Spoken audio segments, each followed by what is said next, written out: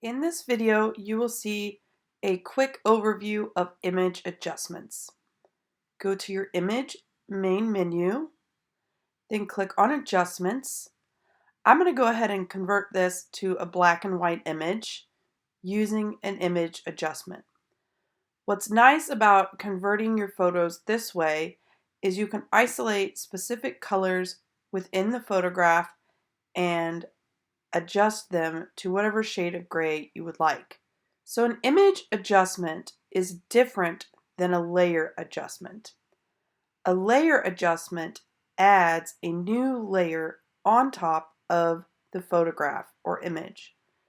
An image adjustment adjusts the photograph directly.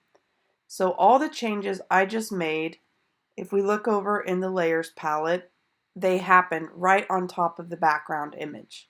This time I'm going to add a new layer adjustment so you can see the difference. So if you look over in the layers palette in the bottom corner, you can see since I selected layer adjustment, it added a new layer of brightness and contrast on top of my image. So the difference between an image adjustment and a layer adjustment is a layer adjustment will add a new layer on top of the image, and a image adjustment makes the change directly on top of an image. I'm going to go ahead and just show you one more, a new layer adjustment.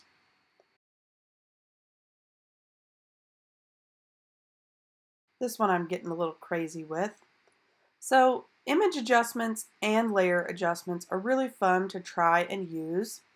Oftentimes people just use one, but the beauty of Photoshop is that you can layer multiple effects on top of each other to create some really cool looks. Have fun trying them, and thanks for watching.